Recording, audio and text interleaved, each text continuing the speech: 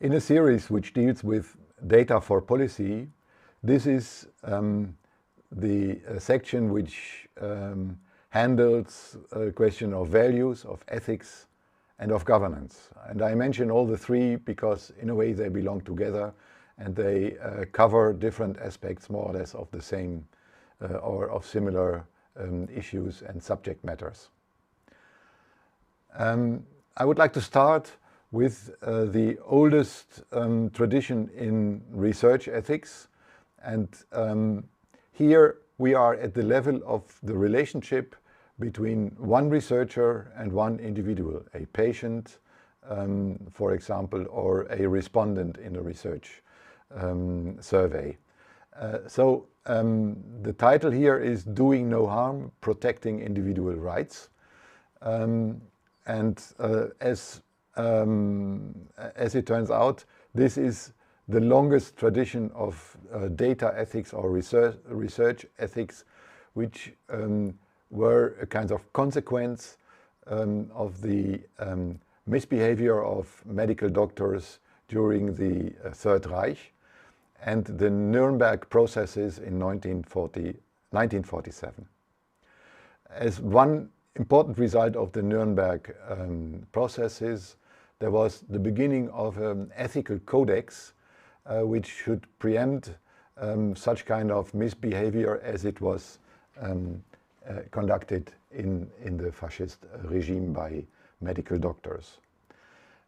After this, the ethical code for research developed, and the standard more or less is still up to now the so-called Belmont Report from 1979. And the Belmont Report explains unifying ethical principles for using any human subjects for research, which have formed the basis for the National Commission's topic-specific reports and regulations. The three ethical principles are respect, beneficence, and justice. So respect for persons is protecting the autonomy for all people, treating them with courtesy and respect, and allowing for informed consent. I think this is still up to today the leading compass for the relationship between the researcher and patients.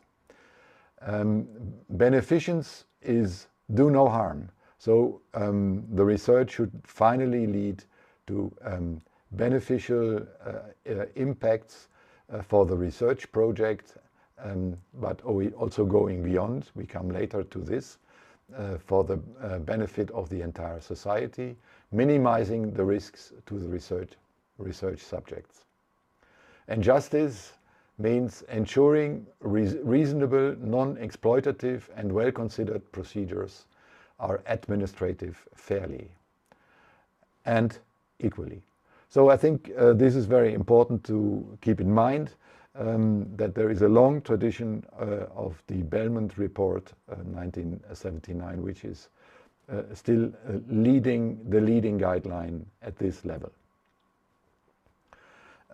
In the European Union, we have the General Data Protection Regulation. And interestingly, in the public discussion, there is the focus of data protection, which is really seen as the only content of the EU GDPR, which is not the case. Because the GDPR is treating with a couple of principles which are, once we have seen the Belmont Report, are standing in this tradition. So it's, for example, lawfulness, fairness, transparency, purpose limitation, data minimization, accuracy, security, and accountability. So it's far more than just, let's say, the protection of data. It's all about the individual rights and on the other side, the organizational duties of the researcher or of the institution, the research institute or institution, and the entire society. However, we see today that these principles also can lead to a lot of regulations with regard to data protection in particular, with research ethics, guidelines and scientific practices, and research data management.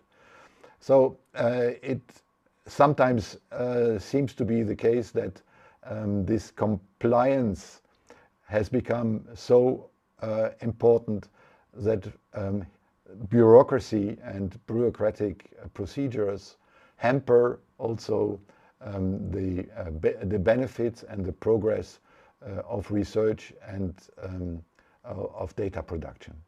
So the question is, are we a little bit lost in compliance, and what could be done instead of it? So reducing maybe the framing of what we have to do to protect individual rights, but on the other hand, to balance with the benefits and to find better solutions in this regard. And I think there are elements in the GDPR which are already looking at this balance between risks and benefits from a very pragmatic way, for example, by obliging institutions to set in place technical organizational measures in order to find a good adequate relationship between risks and benefits. Now we change a little bit the perspective, and we move to professional ethics in statistical practices. This is not necessarily limited to the relationship between the statistical professional and one individual, but a second layer comes into perspective, and this is the layer of the entire society and the overarching impact of the research result. My colleague David Hand from the UK, he has summarized this in some kind of good statement that I would like to make use of. He has asked himself, why do we need at all ethical codes for data collection, manipulation and use? And he has said, these ethical codes have various functions, including things such as the following: providing guidance on how to behave in difficult circumstances, preserving privacy in a way that users and the public will find acceptable, ensuring that data are used in such a way as to benefit the public, what I have mentioned before, reassuring customers, the public and others about an organization's integrity, and reassuring employees that they work for a trustworthy organization. So it's very often we hear now the trustworthiness of an institution, the trustworthiness of a researcher, of a statistician, a data scientist. In practice, David Hand elaborates then further. He says the respective sciences, so data sciences, statistics, informatics, technologies, they are about to develop in such a high dynamic speed that we cannot expect that we have exact regulations. Rather, these ethical codes, they come in a kind of hierarchy, that some values and principles which are relatively broad should stay over time. So we all in the Christian world at least know what it means to have the 10 Commandments. They haven't changed over the last 4,000 years or even longer. And it's similar here. The ethical codes that I would like to mention, they are more or less based on and global human rights, and they should more or less at the top level remain unchanged, whereas then the more concrete ones, the more concrete applications for different areas, they have to be adapted to changing environment, changing technologies and so forth. So following David Hand, we have a kind of hierarchy, values and principles relatively stable over time. The guidelines, they are already to be adapted to statistical practice when they change and as soon as they change. Then we have practice standards and code of practice. And finally, we might even have legal frames or regulations in specific area. So from stable over time to very concrete and changing and to be adapted in specific areas of work and application. If we put this into a kind of graphical flow, and we start with the main message is that facts are products. So facts are not given, but they are produced, manufactured. So they are constructed, but they should be objective. Then this is the first place where the responsibility of individual professionals comes in. And the individual professionals can be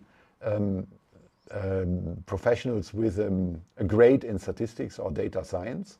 But this is not the crucial point. The crucial point is that you deal with data and you practice in a field where you behave as a statistician. So as soon as you do this, whether you are a statistician or a medical doctor, these ethical codes are relevant for you. The second one is one level up. These are then the institutions of research or statistical institutions or banks or companies. They are requested to produce good product quality. And like for other products, how can we assess that quality is good? We only finally know if quality is certified or even verified. So what we have here, a little move away from the responsibility and ethical level of the individual professional to the institutions, and there things like quality management and governance come into play. Finally, we have global ethics and the global level, and this is then the social mandate and the license. This is the contract between the Statistical Institute and the political sphere of a country. And the contract would say what kind of statistical indicators are necessary and expected from the country, and this would be the mandate, and the license would be then the budget which is given to the Statistical Institute. And this only can work if there is a sufficient amount of independence and integrity granted with the mandate, so that the statisticians can work without the pressure from the side of politics. All of this is meanwhile codified in a couple of guidelines and standards. On the left side here we see the ethical codes. Please remember, this was the level of the individual. So the individual statistical professional or a data scientist. And here we have the ISI, International Statistical Institute, a code, Declaration of Professional Ethics, or similarly the corresponding guideline from the American Statistical Association. They are not 100% the same, but one can say there is a huge overlap, so that it does not really matter which of the ones you take for your own, you use for your own orientation. On the right-hand side, we see some examples of codification for public statistics. The blue one is the European Statistics Code of Practice, and the other ones are the corresponding code of the United Nations or of the OECD.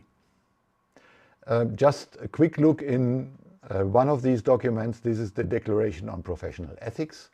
It has been updated only 2.5 years ago in the last ISI Statistical World Congress. And looking into this document, the main key term is responsibility. So a professional is ethically bound, responsible in his or her doing vis-à-vis the society as a whole, the employers, clients and funders, the colleagues, and the subjects, which are possibly then the respondents in a survey. And then the ISI distinguishes 3 types of values. We have values of respect, values of professionalism, and values of truthfulness and integrity. So just to make an example, for truthfulness and integrity, we say the values of truthfulness and integrity are reflected in our work processes that rely on independence, objectivity, and transparency. These values are then in this codex broken down to principles. And in total, these are 12 principles from pursuing objectivity, clarifying obligations and roles, guarding privileged information, bearing responsibility for the integrity of the discipline.